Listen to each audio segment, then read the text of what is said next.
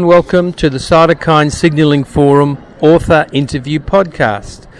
My name is Peter Nash, and today I'm talking to Professor Tsutomu Takeuchi from the Keio University School of Medicine in Tokyo, and we're looking at his recently published paper looking at the safety profile of baricitinib in Japanese patient population, and he compared them to patients from around the world in the other formal studies.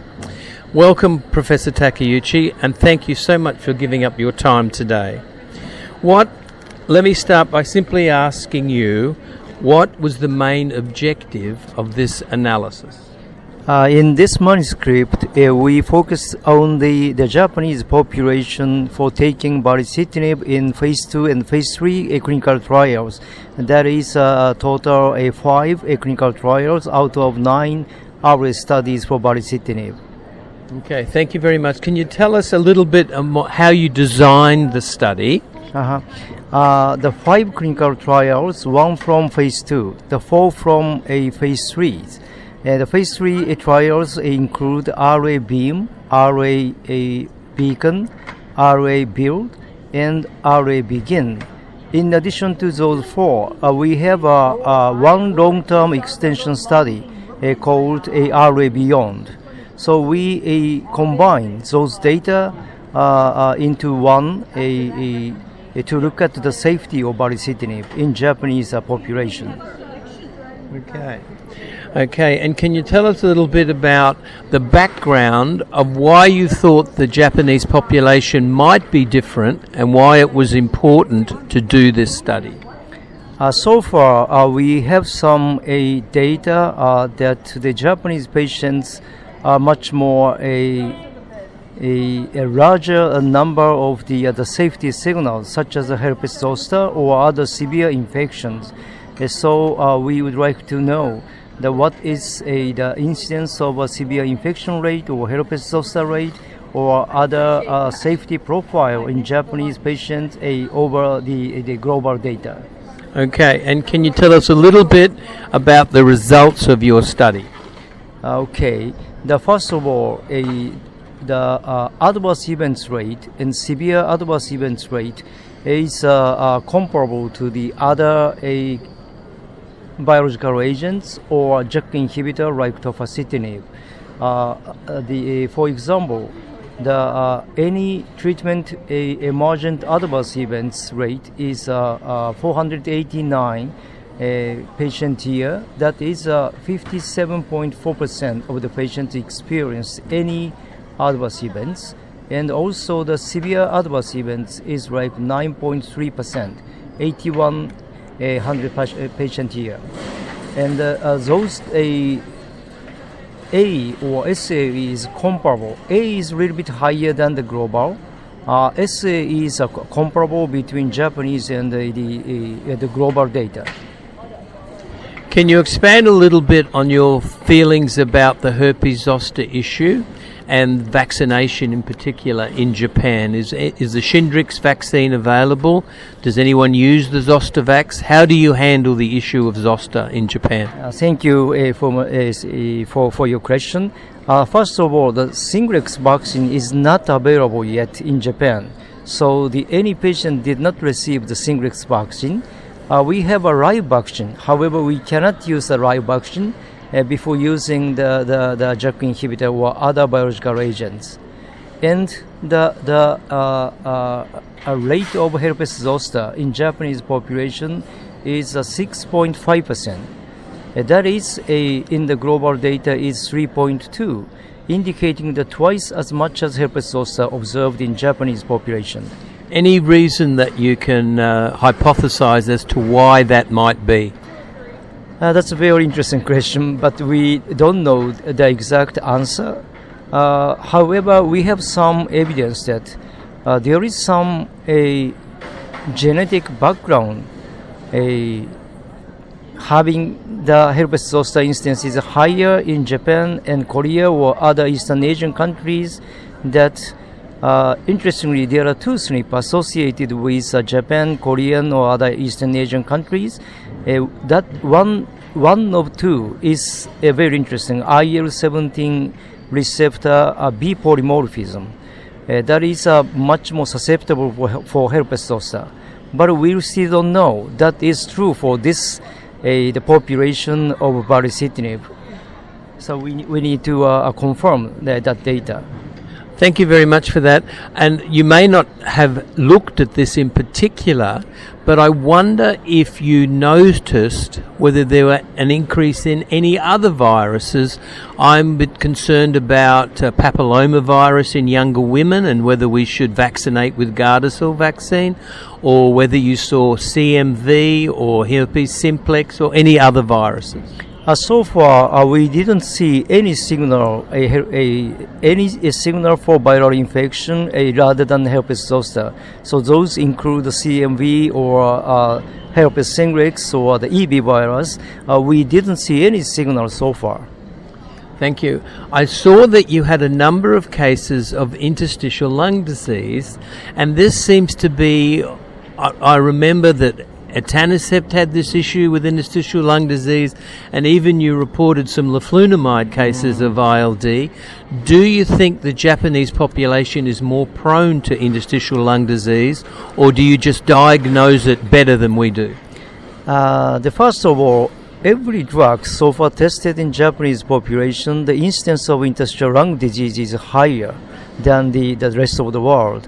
We don't know the exact reason why we have a higher incidence of ILD. In baricitinib safety data, we noticed that 0.5% of the patients experienced ILD, and that is the newly developed de novo appearance of ILD or exaggerated ILD. The total number of 4. That is twice as much as the global data. That is true for example, the leflunomide, but we don't know why we have so higher number of ILD. Maybe we are very much concerned about ILD, so we are routinely checked at a chest X-ray, or we ask the patient whether or not some cough or the tightness of the chest, so that we can detect much more ILD. Thank you. Can you comment if there was any MACE signal or any malignancy signal? The malignancy as well as the MACE, including the VT and the P, is comparable between Japanese and the global data. No specific signal there so far. Interestingly, in the overseas countries, the risk of DVT was very much driven by a prior history of DVT with a tenfold increase in risk in some studies, and COX-2 inhibition doubling the risk in some studies. Any feedback from this analysis about DVT and risk factors? Also, we see the only 4 patients with DVT, no PE in Japanese population.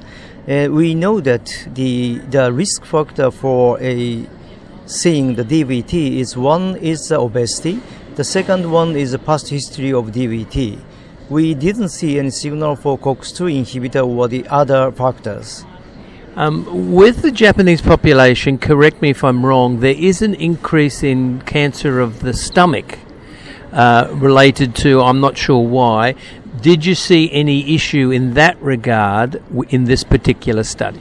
We didn't see any signal, the highest signal for stomach cancer in this population. We see some signal in the other JAK inhibitor like tofacitinib. I was going to ask, from this safety analysis, how do you think it compares with the safety of the other JAK inhibitors? Do you think they're the same or different? I think the number of the patients tested in this cohort is over 500. That is comparable to the experience by tofacitinib. The most big difference between tofacitinib and this baricitinib safety data, that for tofacitinib we have a post-marketing surveillance. That means that we enrolled a lot patients in real world. In contrast, in this baricitinib, a safety data, all the cases are coming from the clinical trials. That is the inclusion criteria and the exclusion criteria. We have seriously focusing on the part of the patient population. So can you give us some take-home messages from this study?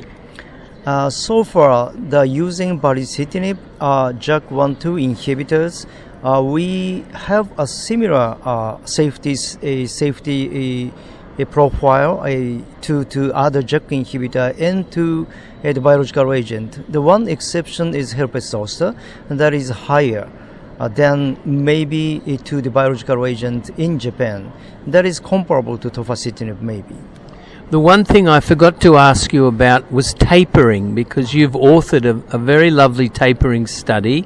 Can you give us a little bit of feedback about the tapering of baricitinib? Thank you. Speaking about tapering, we did clinical trials recruited from the four major clinical trials to look at the patients who maintain low disease activity for 1 year.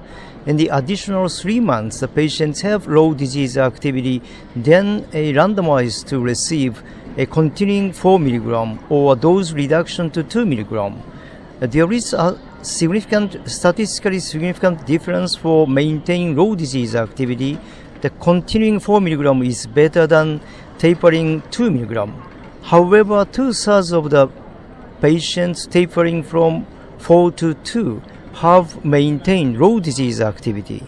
So that is feedback that is applicable to the daily clinical practice, that you may taper 4 to 2 in 2/3 of the patients. However, when you continue 4, that is much more higher maintaining low disease activity.